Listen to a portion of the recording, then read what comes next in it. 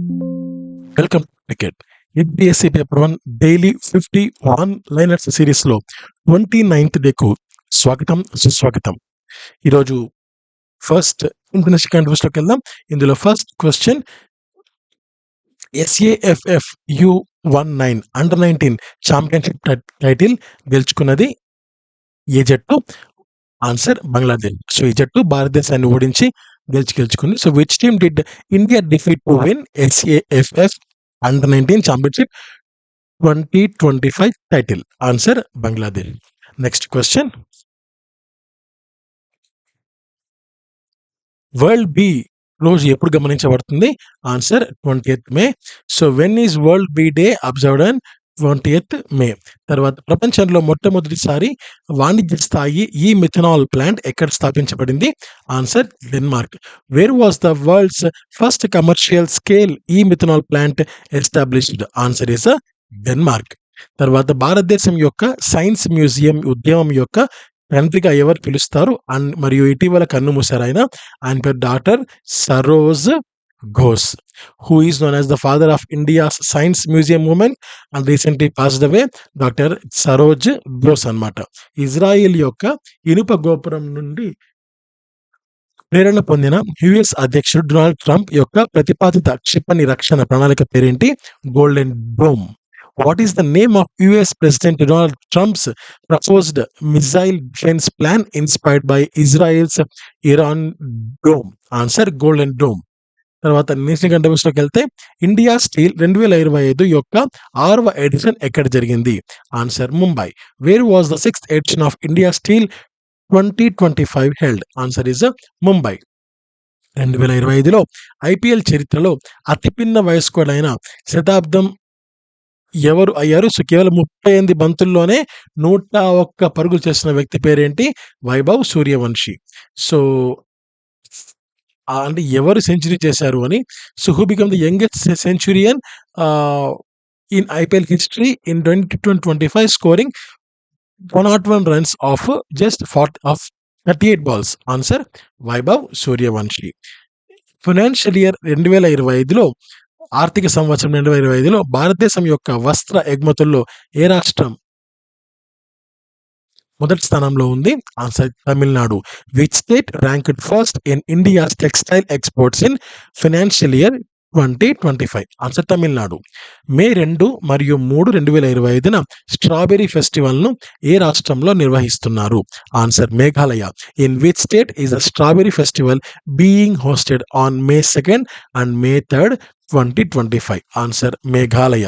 తర్వాత 2025లో India semiconductor mission ISM యొక్క కొత్త చీఫ్ ఎగ్జిక్యూటివ్ ఆఫీసర్గా ఎవరు నియమించబడ్డారు? Answer Amitesh Kumar Sinha, who has appointed as the new chief executive officer of the India semiconductor mission in 2025? Answer Amitesh Kumar Sinha. Andhra Pradesh కాంట్రవర్సీలోకి వెళ్తే కేంద్ర బడ్జెట్ 2025-26లో ఆంధ్రప్రదేశ్ రైల్వేకు ప్రాజెక్టులు కేటాయించిన మొత్తం ఎంత? 9,417 కోట్లు.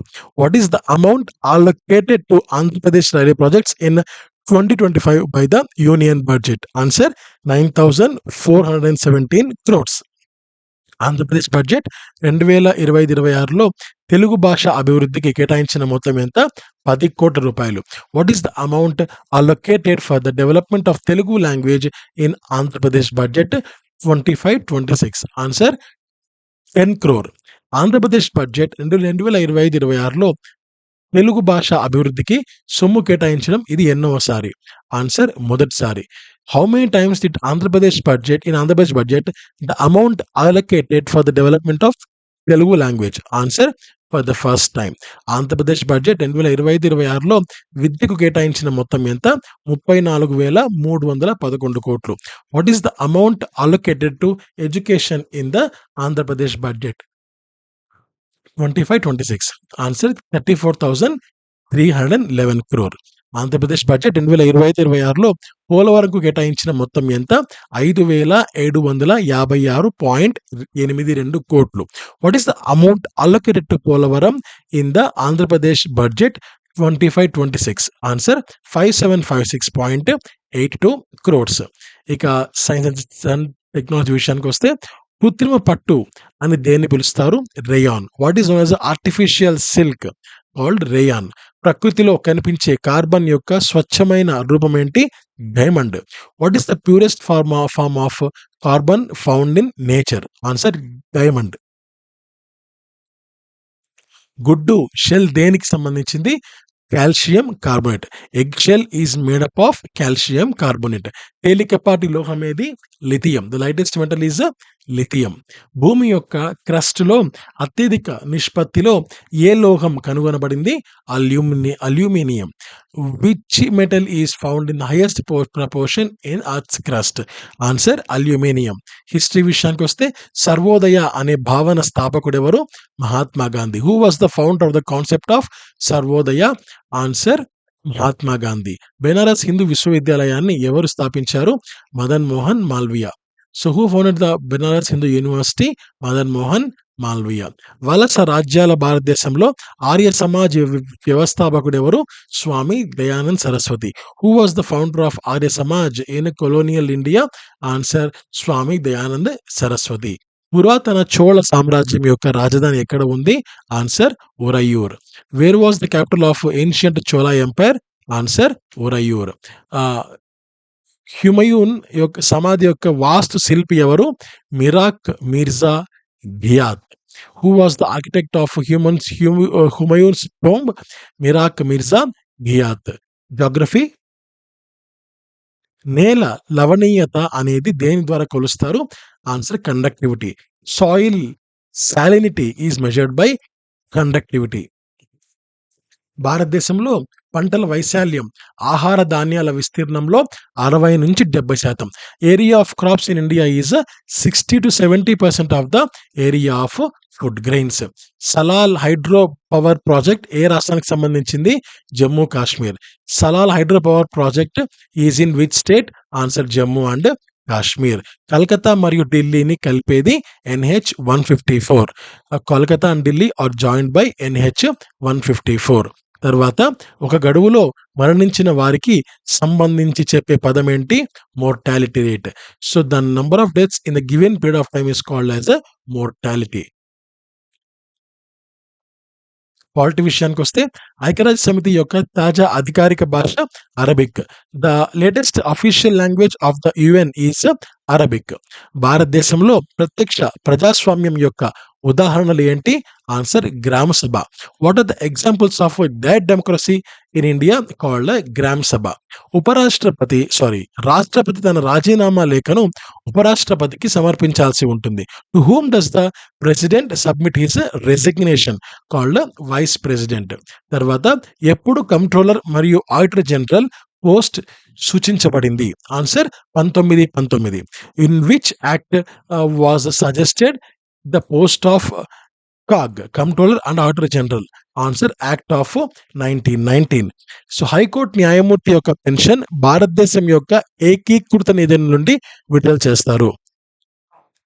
Pension of a high court judge is a charge to the consolidated fund of India.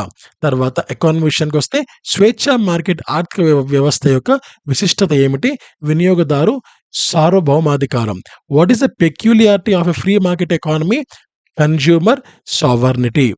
1933లో ఎకనామిక్స్లో micro మరియు మ్యాక్రో అనే పదాలను మొదట ఎవరు ఉపయోగించారు? Answer Ragnar Christian.